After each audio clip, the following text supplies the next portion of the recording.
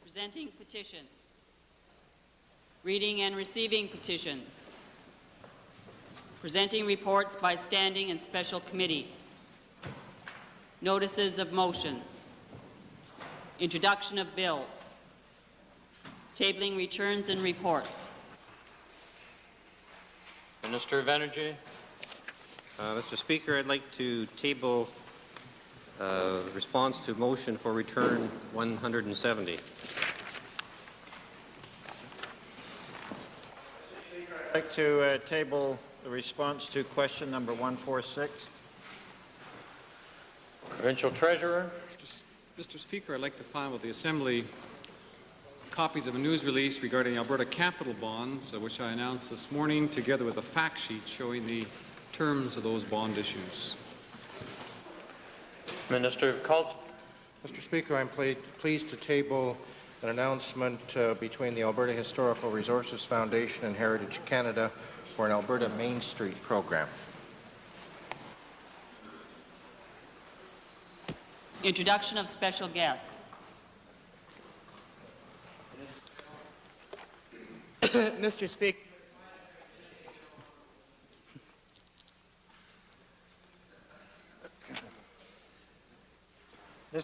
it's my pleasure to introduce to you and through you to members of the Assembly 18 students from the Huxley School in the Innisfil constituency.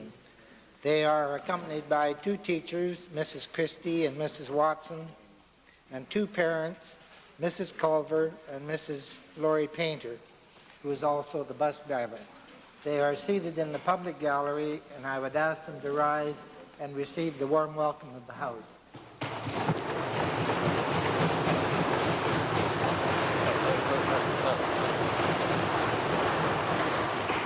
Minister of Public Works, Supply and Services, member for Bonnyville. Thank you, Mr. Speaker. As you can see, I'm excited about introducing some friends to the Assembly. It doesn't happen very often.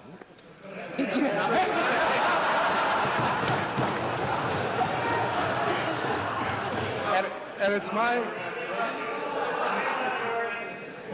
it's my extreme pleasure today to introduce to you and to members of the legislature a number of students from our neighboring province of Saskatchewan. Seated in both the members and public gallery are 122 grade 5 and 6 students from the Jubilee School, Meadow Lake, Saskatchewan, located in the Meadow Lake constituency, which is represented in the Saskatchewan legislature by my good friend George McLeod. Just as a quick aside, it's my understanding that we have another connection with Meadow Lake, Saskatchewan, and that the grandmother of our Sergeant of Arms was born and raised in Meadow Lake, Saskatchewan. And I'm sure there are times some of us kind of hope that she would have kept all her siblings and their siblings at home. And I will be talking to the principal to see how much room there is on the buses. These 122 students are accompanied today by 10 teachers, Mr. E. Arif, Mr. Bill Medger, Mr. Don Bryant, Mr. Dale Holsby, Mr. Ed Taylor, Mr. Graham Scott, Mr. Jim Berezowski, Mrs. Susan Paley, Mrs. Lorna Grismer, Miss Sandra Senga, and 1 parent, Mrs. Jane Pike. I would ask the students, the teachers, and the parent to stand and receive your warm welcome. Thank you.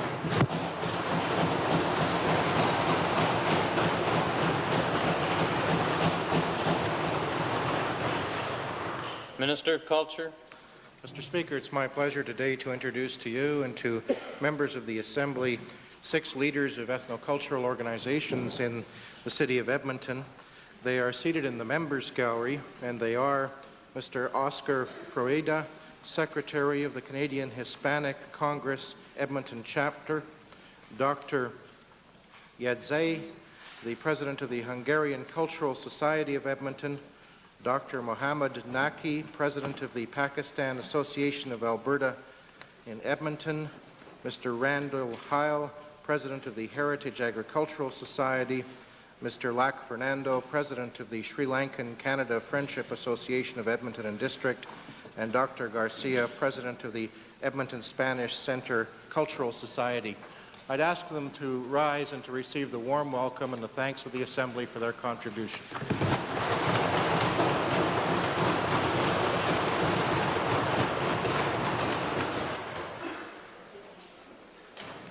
Ministerial statements. Oral question period.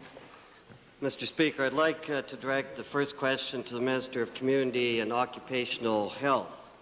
Mr. Speaker, on November the 12th, 1986, the Minister wrote a letter to the Chair of the Workers' Compensation Board.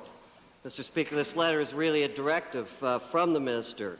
It orders the WCB to change its policies and procedures to reduce the cost per claim and the average compensation days per claim. In other words, Mr. Speaker, injured workers are going to pay the cost of this reduced spending. And it's going to be done on a strictly dictatorial basis by this minister.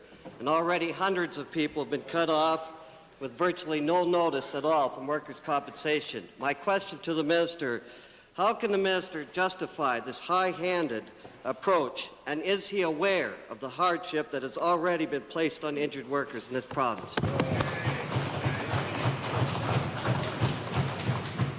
Mr. Speaker, I appreciate the efforts of the honourable member to inform all Albertans about the important work that the Workers' Compensation Board does.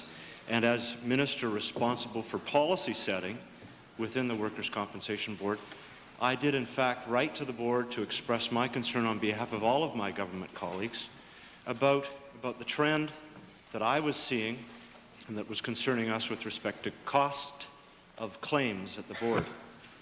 And clearly, Mr. Speaker, as I've said in this Assembly so many times, that this is an insurance corporation that cares, an insurance corporation with a heart, but it is not a social service agency, and injured workers will be paid on the basis of what they are entitled to, Mr. Speaker, not just on their needs, but on what they're entitled to. Mr. Speaker, supplementary question to the minister. We must remember that injured workers receive compensation benefits. It is their right because they've given up the right to sue employers in personal injury cases. And this only remains fair if the government stays out of it, if there's no political interference. And my question is, the minister's worried about costs. Why doesn't he concentrate on reducing the number of accidents that are occurring? This will reduce the cost. And I notice his own department has been cut, Occupational Health and Safety Services, by 10.9%. Why just blame the injured workers for this? Well, Mr. Speaker, what we are trying to do in this government is ask all employers and employees to share in the responsibility for a safe workplace. And that's been our approach through our performance-based regulations and law under the Occupational Health and Safety Act, as well as with this new experience rating system within the Workers' Compensation Board, so that employers and employees can see on the basis of their assessments just how successful they are at keeping down accidents and fatalities on the job. Supplementary question. The only thing the minister has done is cut off injured workers, Mr. Speaker, some of them without any notice at all. And my question is, the minister states in the letter, and he referred to it again, that the board is an insurance corporation. It's not a replacement for the Social Services Department. Does this mean that the board is supposed to show less concern for the well-being of injured workers and their families and be more concerned about the cost-cutting image of this government? The board, Mr. Speaker, is to pay to those workers who are injured on the job that which they are entitled to. No more, and certainly, Mr. Speaker, no less. Mr. Speaker, I would suggest to the minister, when he makes an arbitrary ruling, that they're getting not what they deserve. They've been cut off with no reason at all. And I notice that the minister also directs the board to hire a consultant, Ernst & McWhinney. I suppose good Tories, because they're chosen politically by this minister. I didn't see any open competition. Will the minister advise whether the cost of this consultant was chosen by the ministers to be paid by WCB funds? And if so, I would say this is a gross misjustice because this is supposed to be for the care and rehabilitation of injured workers. Who pays for this and how much is it costing? Mr. Speaker, in our efforts at the board and within this government to manage the affairs of the board that much better and improve their operations, I instructed the chairman of the board to hire the services of Stevenson Kellogg, Ernst & Winnie to prepare a directional plan as to an improved mandate and objective of the corporation and any recommendations that need to be made to make sure that the organization operates in a far more effective manner. Edmonton Gold Bar. Mr. Speaker, surely the minister understands that this board, the WCB board, was established to be autonomous. Will he now agree, finally, to set up an objective review committee for the WCB to determine, among other things, if compensation is appropriate or not? Mr. Speaker, at this time, as we have said, it is not our intention to recommend to the Assembly that we establish a select committee, and instead we are going to proceed with this consultant's report and assess its recommendations and any action that needs to be taken following receipt of its report. Clover Bar.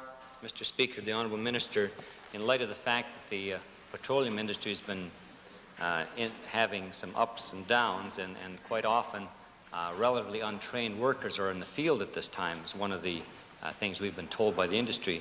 Can the Minister indicate if there's been an appreciable increase in the accident rate in the energy-related section because of these relatively inexperienced people, because the experienced ones have gone to other countries?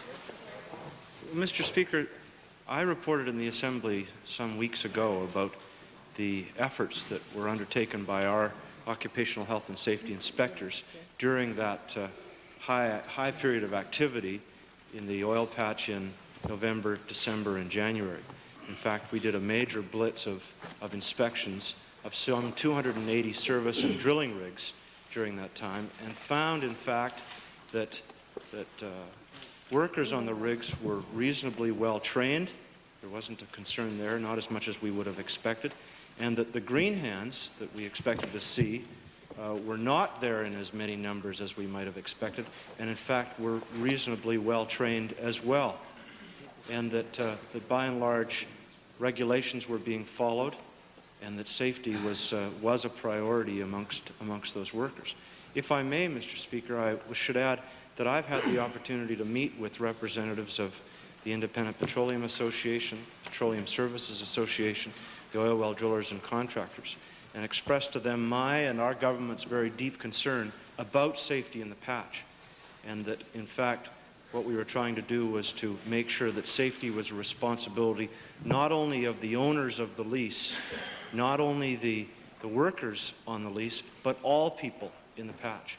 And I will be working with my colleague, the Minister of Energy, and all members of the oil industry in the days ahead to try to ensure that the patch is a safe place to work. Supplementary, Calgary Fish Creek. Thank you, Mr. Speaker. I'm wondering to the Minister, in the terms of reference to be developed for Stevenson and Kellogg and Ernst & Winnie, will there be an opportunity for employers and or employees to formally make input and observations on the operations of the Workers' Compensation Board? Yes, Mr. Speaker, I can answer that on two parts. One is that we have instructed the officials within the board working with the consultants to consult with all constituents of the Workers' Compensation Board, including the likes of the Alberta Federation of Labour, the Canadian Petroleum Association, and other representative groups with whom the board operates and is in touch with. And on a more informal basis, the member for Calgary Fish Creek raises a very good point in that we will continue to be available to discuss with individuals and representative groups to ensure that their concerns, their views are a part of this review of the mandate and objectives of the board. And I will continue to receive and appreciate receiving all suggestions from my colleagues in the Assembly. Second main question, Leader of the Opposition. Yes, Mr. Speaker, I'd like to designate my second question for the member from Edmonton-Belmont. Thank you, Mr. Speaker. Mr. Speaker, I too would like to direct my series of questions to the Minister of Community and Occupational Health. I'd like to ask the Minister a series of questions that relate to an injured worker, Mr. Edwina Vieira, who was injured on October the 30th, 1985, in a compensable motor vehicle accident. Mr. Vieira suffered multiple injuries and has been unable to return to work. This injured worker received a letter on January 14th. Honourable Member, the specifics of dealing with an individual case is rather foreign to the usage of this chamber and invites concerns about motions for return and other forms of correspondence. If the member could care now to extrapolate from this into a general question, we continue, please. Yes, thank you, Mr. Speaker. It does relate with policy on the Workers' Compensation Board, and the Minister has been sent a letter on this particular worker. From this worker, injured worker, received a letter dated January 14th of this year from the Board stating that he would be cut off due to no organic physical disability as a result of this accident, and therefore his benefits would cease on February the 1st of this year. Is it the policy of the Workers' Compensation Board to give injured workers but 2 weeks' notice for cessation of their benefits? Well, Mr. Speaker, I'm not, as you can well imagine, not familiar with the details of this individual's record, but I appreciate the question from the honourable member. I'd be happy to take it as notice and look into the specifics of it. But as to the general nature of the question, Mr. Speaker, I should first of all tell the honourable member that the Workers' Compensation Board is in fact an autonomous body that must make on the basis of law and regulations agreed to by this legislature, and on the basis of policy direction from the government, it must make decisions on individual cases on a case-by-case basis. And we, Mr. Speaker, have within the Board, I believe, a very fair and proper method by which all individuals' concerns are looked at on a case-by-case basis, a thorough, if not exhaustive, appeal process that allows injured workers or employers to have their concern, their case, heard by a higher body. And we do our best to make sure that all... Supplementary question, please. Edmonton-Belmont. Well, thank you, Mr. Speaker. It certainly is an exhaustive appeal process because this worker, due to bureaucratic foul-up, filed his... Please, honourable member. Try and outline somewhat. Filed his second appeal on April the 13th and was advised 10 days later that the hearing before the Claims Service Review Committee would take place July 13th. To the Minister, is 3 months a typical waiting period for injured workers who dispute the termination of their benefits? Mr. Speaker, it is in fact very unfortunate that some claims are found to take that long to be heard by the appeal process. Supplementary question then, Mr. Speaker, on the appeal process for injured Albertans, is it the policy of this government to direct those injured Albertans to either the Social Services Department or indeed to liquidate personal assets in order that they might maintain themselves whilst they wait their appeal? Mr. Speaker, if those people are entitled to benefits under the Workers' Compensation Act, they will receive them. If that is not sufficient to meet their needs, Mr. Speaker, then we will assist them in their dealings with either the Unemployment Insurance Commission or the Social Services Department. A final supplementary then, Mr. Speaker, to the Minister. Can the Minister confirm information that I received that effective January 1st of this year, certain employees at the Workers' Compensation Board have reviewed all active claims for the purpose of eliminating as many of those claims as possible? Can the Minister confirm that? Mr. Speaker, I can confirm that the Workers' Compensation Board mandate and direction from this government is to pay to injured workers that which they are entitled to under the law and under the regulations. Main question, Leader of the Liberal Party. Oh, we do have people jumping. Member for Calgary-Buffalo. In to the minister, in the same vein of the tightening of screws on workers, I'm advised that some staff in Edmonton have been denying workers access to their files. And in Edmonton and in Calgary, the rule being applied in many cases is no access unless you filed an appeal. Why is this taking place, and is this pursuant to the instructions of the minister or his department as well? Mr. Speaker, if the member has an individual concern which I'm not familiar with, I'd be happy to hear from the individual member, from the honourable member, and follow up on that specific concern. Red Deer South, supplementary. Thank you, Mr. Speaker. Supplementary to the minister. First of all, I appreciate that he is having the Workers' Compensation Board process reviewed, but could he indicate to this House the number of applications that are processed or the number of claims that are processed each year, and what percentage of those claims are processed without appeal?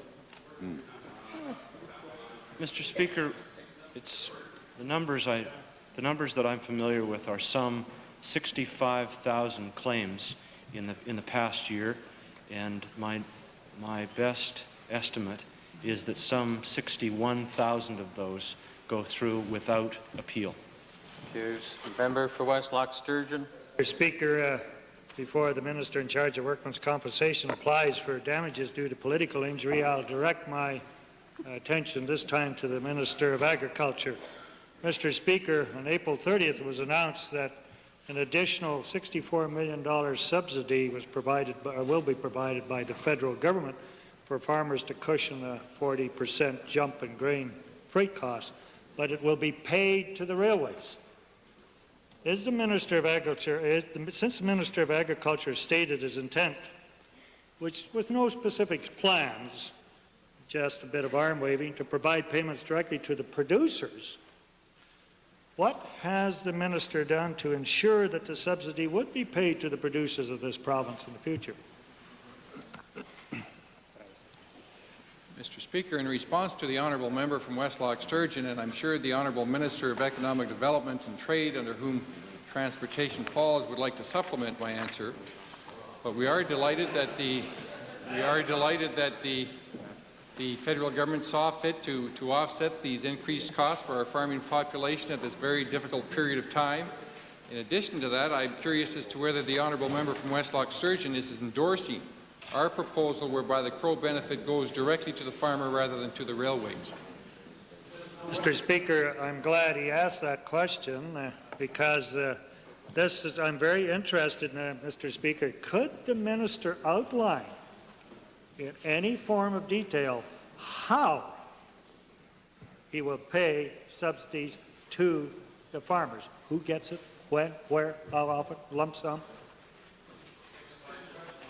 Mr. Speaker, let me indicate, and I'm going to ask the Honourable Minister of Economic Development and Trade to supplement this, but as the Honourable Member is aware, we have in this province the Feed Grain Market Adjustment Program, which expires at the end of June. Beginning July the 1st, we have our CRO offset, which is a fine example, Mr. Speaker, as to how we could implement a method of payment to the farmer as it relates to the CRO benefit.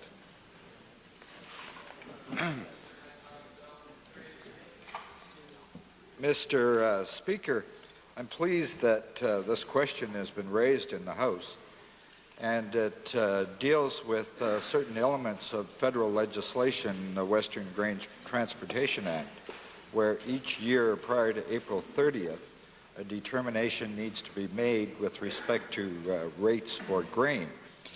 And it's a complicated formula to determine those rates, and a part of it being an estimate of the volume of grain that will move in the upcoming grain year, divided by the total amount of CRO benefit that is available to determine, and then subtracted from the actual cost of moving grain.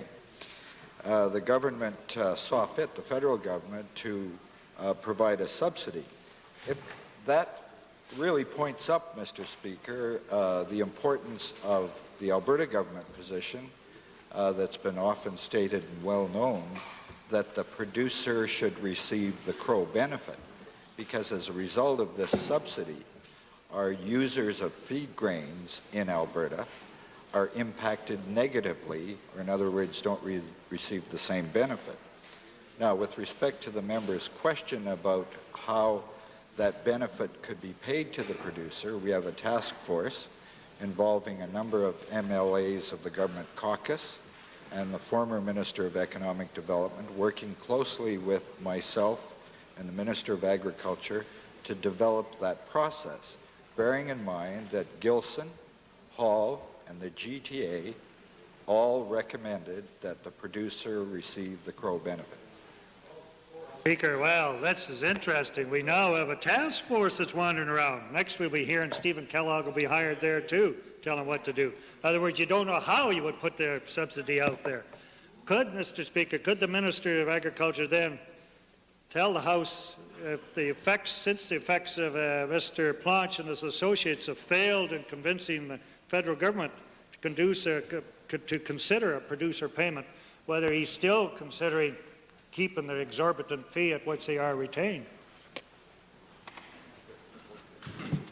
Mr. Speaker, the majority of Alberta producers support payment directly to the producer of the Crow benefit as opposed to the payment going to the railways. There are obviously a couple of difficulties attached to it. One is that it requires amendments to federal legislation in order to achieve this end.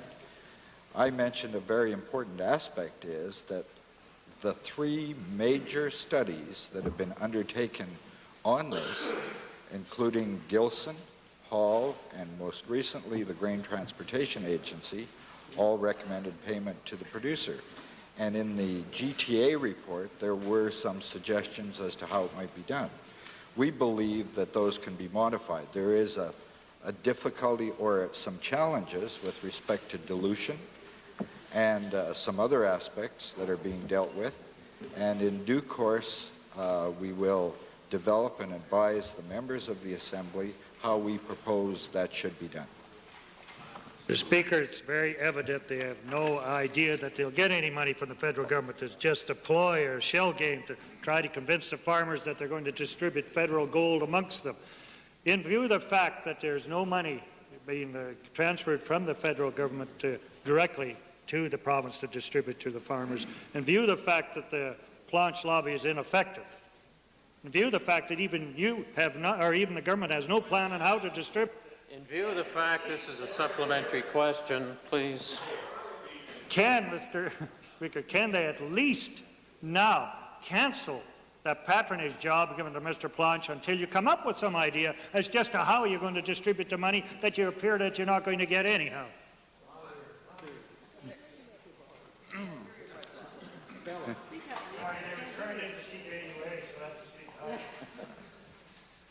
Mr. Speaker, I don't know whether that will help you or not. Mr. Speaker, first of all, I think it's important to clarify that Mr. Planche, who has been retained by the government, is not a lobbyist. He is not a lobbyist. He is working with us. He is working with us to develop and fine-tune a process by which the Crow benefit, which is an existing sum of money of some $600+ million, about 30 to 35% of which benefits Albertans, but indirectly by way of payments to the railways. Now, this government has always had the view that value-adding our own products at home is a key part of our industrial strategy. And if we continue, Mr. Speaker, to pay the Crow benefit to the railways, it's a disincentive to causing value adding of our agricultural products here in Alberta. And if the honourable member is not in favour of more ag processing, more meat packing, and more food development in Alberta, Why doesn't he say so? Supplementary information, agriculture, briefly, followed by Vegreville. Very briefly, Mr. Speaker, and it relates to the questions put by the honourable member for West Loch Sturgeon. It's interesting to note, too, that both Unifarm and the Alberta Wheat Pool did endorse the payment of this monies to the farmers, recognizing the difficulties they are facing. If the honourable member is opposed to it, I wish you would say so. Vegreville. There are times, Mr. Speaker, when it's indeed difficult to find a question to supplement, but to the Minister of Agriculture, in terms of the Peter Principle, I'm wondering if he'll table before this Assembly an agenda for this committee so that we know what the backbenchers on the committee are going to do and how much they're going to be paid.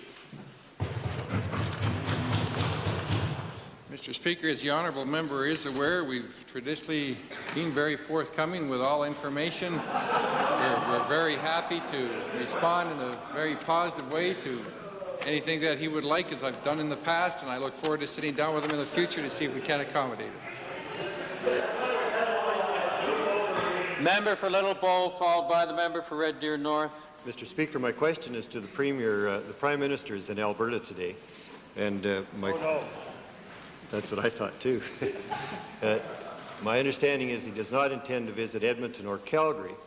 Could the Premier indicate whether the Prime Minister will be speaking with any of the ministers or the Premier with regard to some very critical issues such as agriculture and certainly the resource industry in this province on this tour of Alberta? Mr. Speaker, I'm sure the Honourable Leader of the Representative Party recognizes that I've had a great number of opportunities to meet with and discuss many items with the Prime Minister over the last few months. I would say probably 5 or 6 times last week, not including the Thursday meeting at Meech Lake, and as late again as Monday of this week, at which time we were able to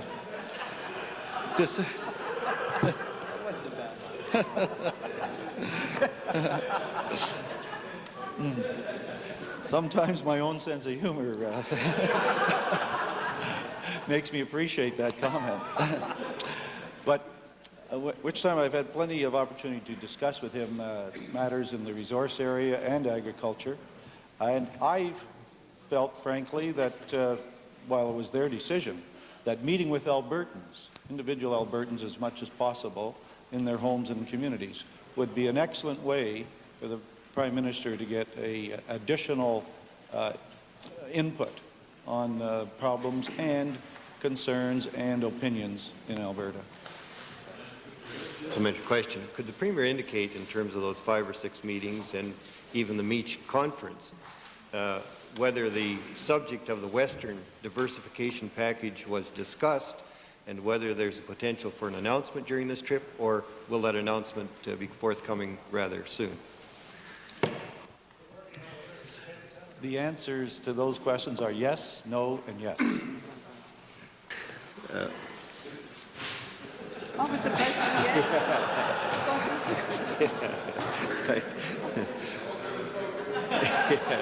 My turn.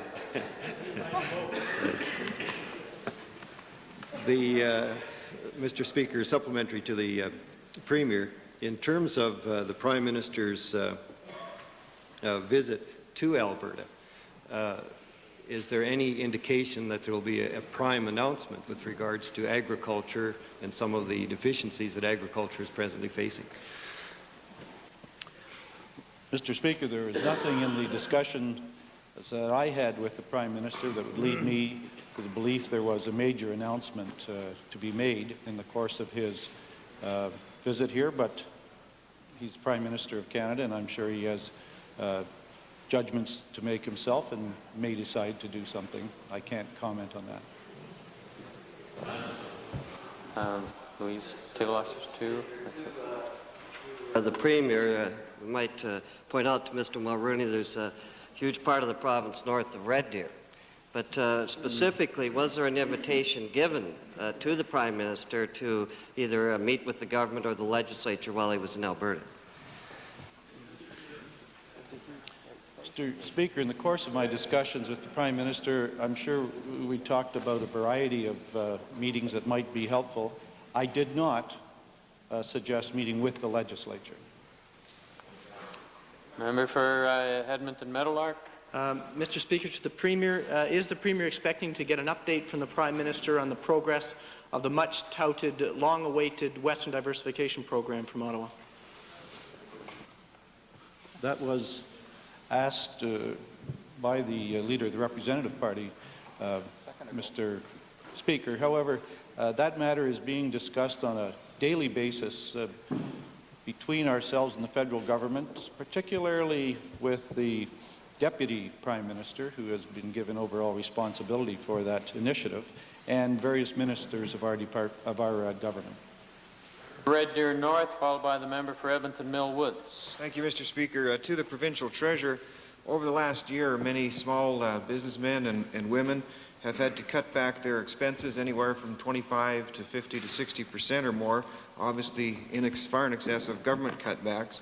And many of these people have been doing what they can to stay viable in order to take advantage of the return to economic growth, and they're asking about continued examples of government restraint regarding our own day-to-day operations.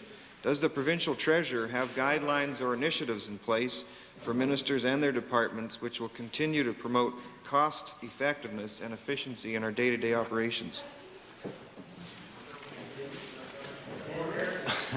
Mr. Speaker, of course, all members are now familiar with the change procedures which the government has put in place going back to November of 1986, wherein, in fact, we did put in place a plan which essentially follows the suggestions from the member from Red Deer North, that is, reduction in the size of government spending, a tightening and careful consideration of new expenditure priorities, and attempting to bring efficiency to the way in which this government operates. Since the fall of 1986, November of 1986, through to the budget date, Mr. Speaker, we have, I think, talked widely as members of government about that need, about that as a priority, and I think finally, Mr. Speaker, we reflected that to a very good extent in the budget itself. Now, I wouldn't argue that we've gone as far as the member has suggested, but in fact, reduction in program expenditures this year of over 6%, I think, is a significant adjustment, and I think follows the thesis as outlined by the member from Red Deer North. Has the minister considered incentive plans like those in the private sector for government employees whose suggestions on cost cutting could actually lead to substantial state savings? Mr. Speaker, we have had discussions of that order over the past few months.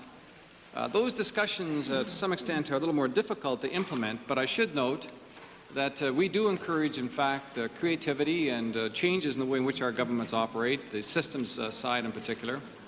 And I think there is a merit process within government that rewards those managers who are more effective than others. And that merit system is well known and, in fact, has operated, I think, very successfully over the past few years.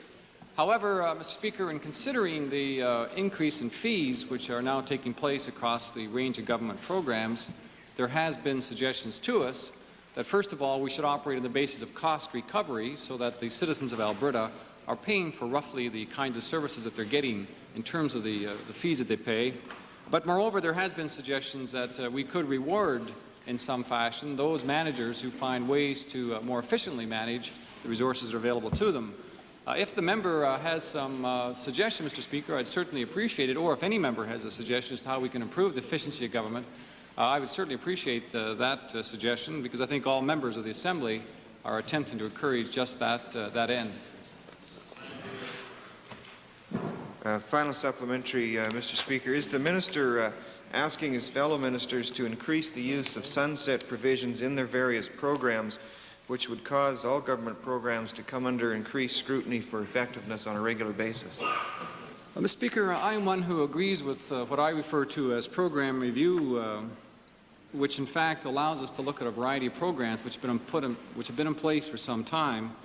And I think that during a period of restraint, or a period when in fact our revenues are down, it is incumbent upon managers to look and review at these programs on a routine basis.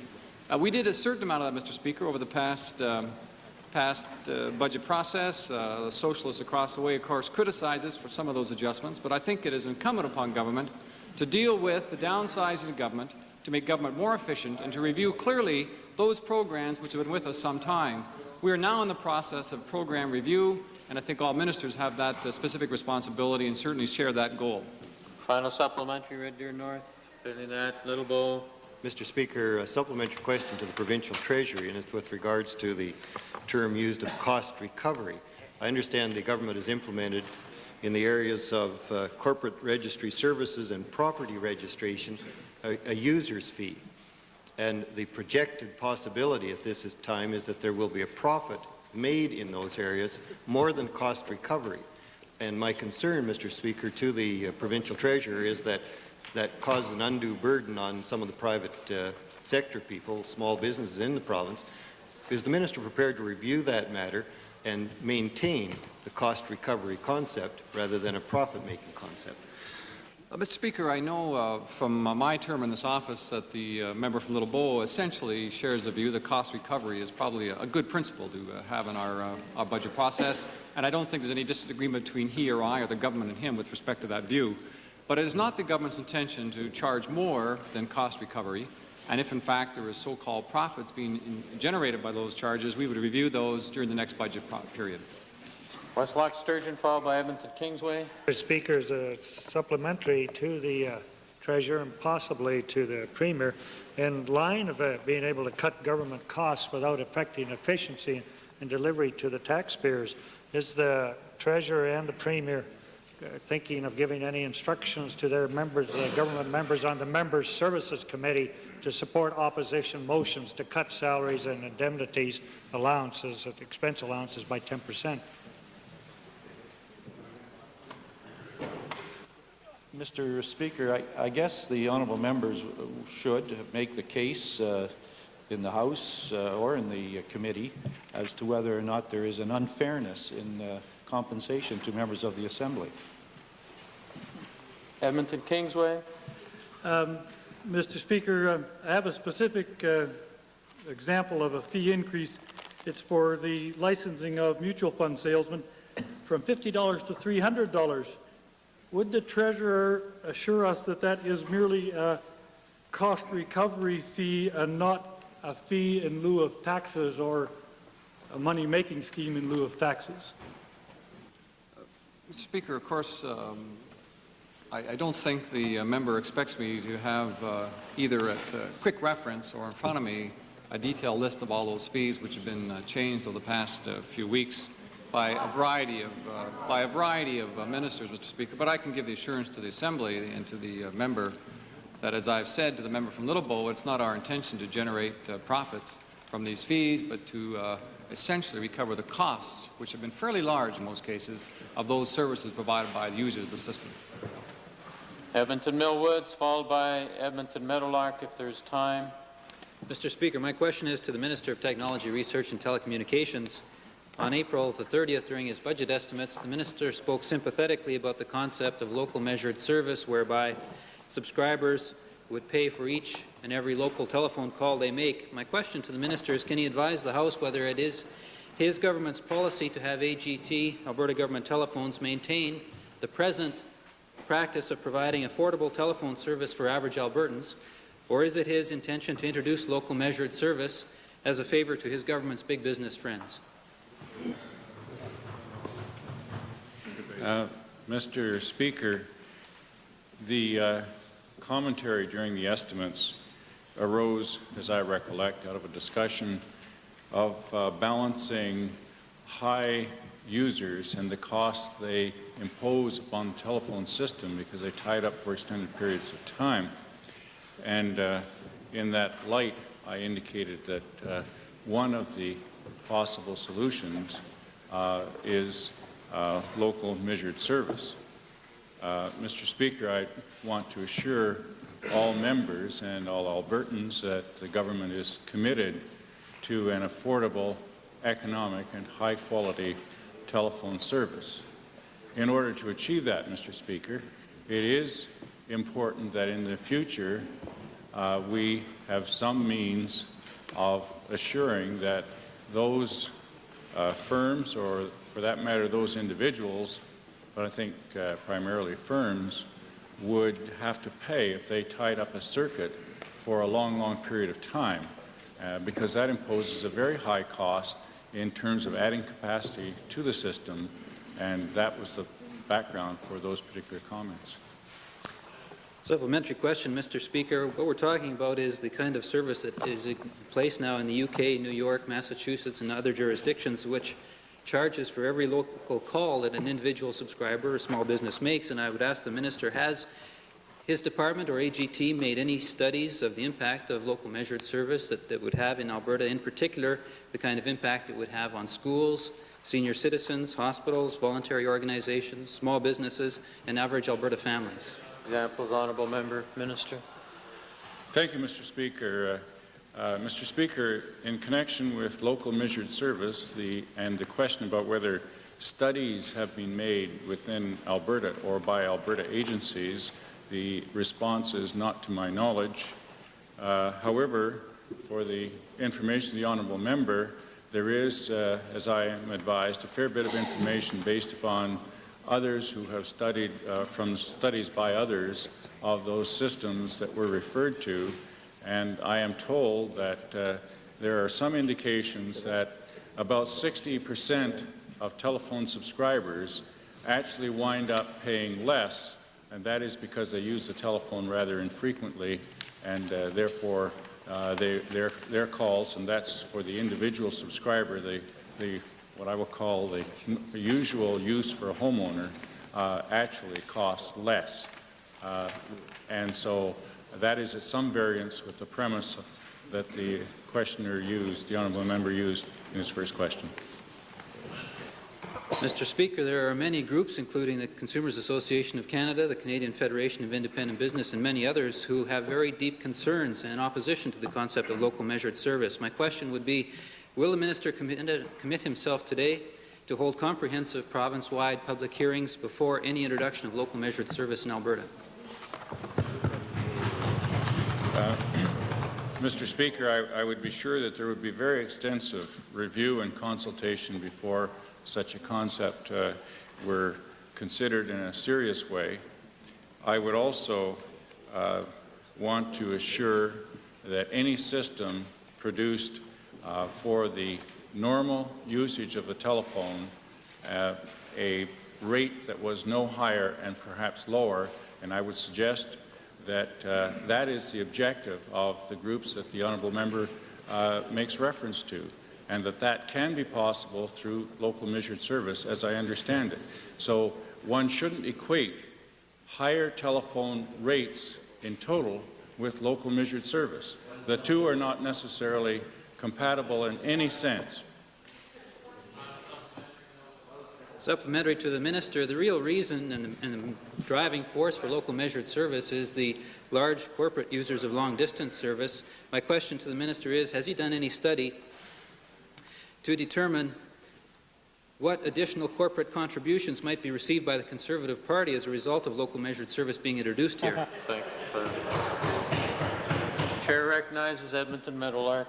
Thank you, Mr. Speaker. Mr. Speaker, yesterday we established that the government's commitment to economic diversification is at best weak, as is evidenced by only a 1% commitment in this budget to that important objective. It was also clear, I think, that the Minister of Economic Development has allowed his department to become top-heavy in administration and is in fact now taking money away from important and successful business programs that support industrial development. I have two sentences. That support industrial development and diversification in this province. Could the Minister please explain how it is that on the one hand he can cut $2 million from the important Exporters Assistance Program, which by his own admission has resulted in $50 million in increased business to Alberta, and on the other hand can find $500,000 to support the patronage appointment in the area of trade and tourism development?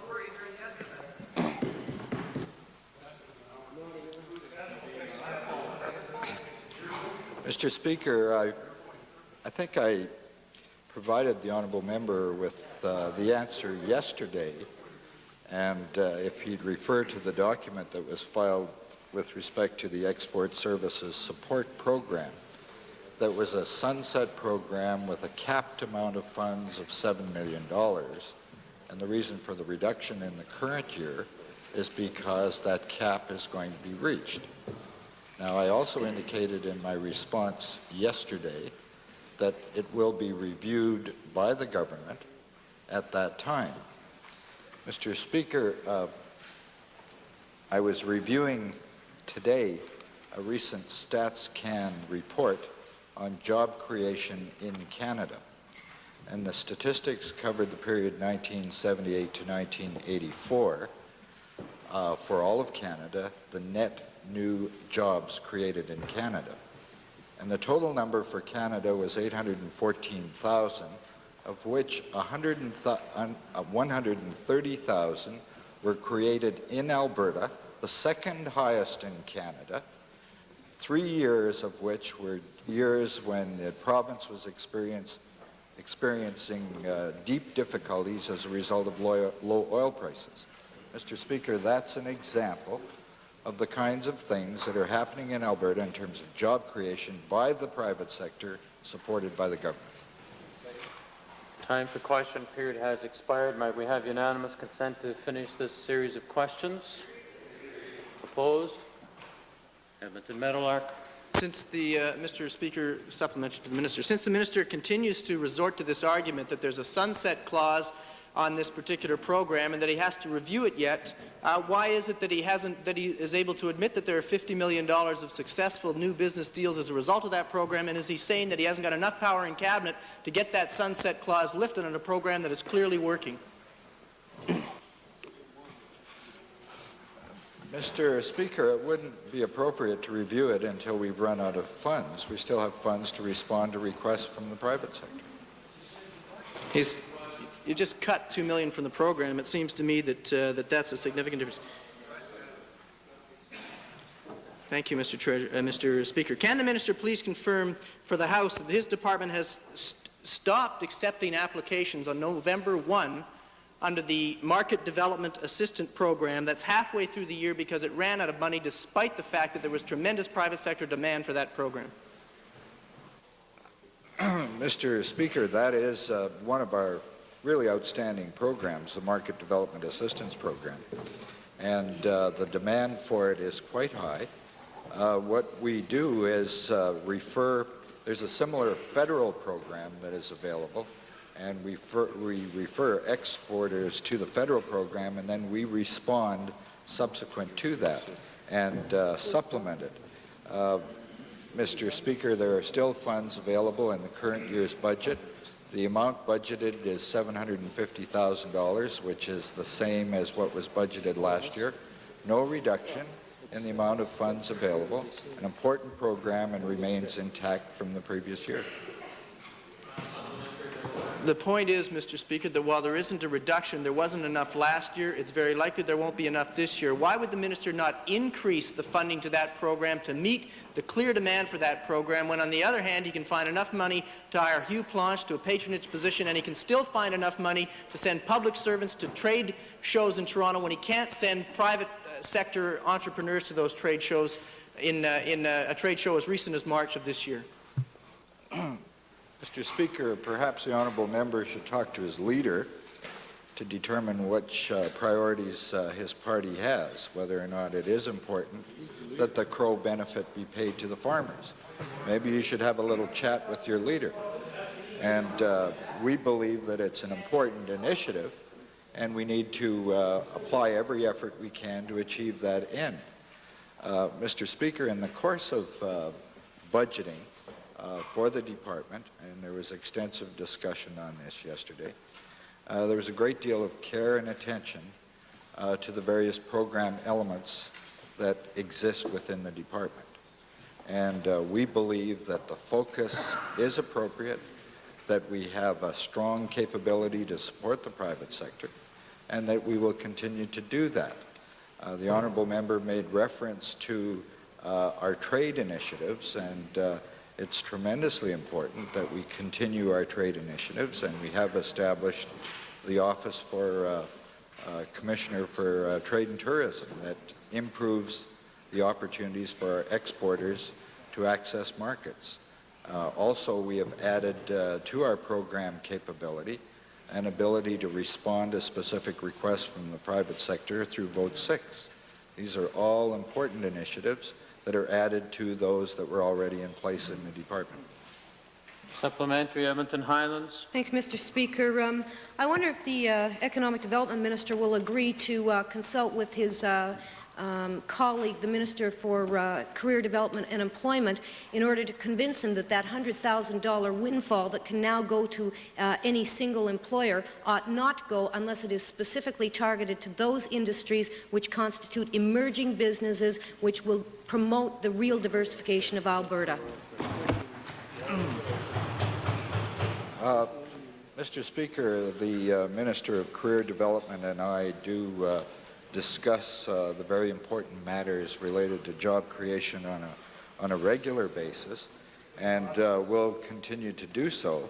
And we work very closely together in terms of those initiatives that can be matched in terms of the private sector and the public sector to encourage job creation, because we do recognize that the majority of new jobs that are permanent jobs are created by the private sector and are created by small business, as evidenced by the latest Statistics Canada report.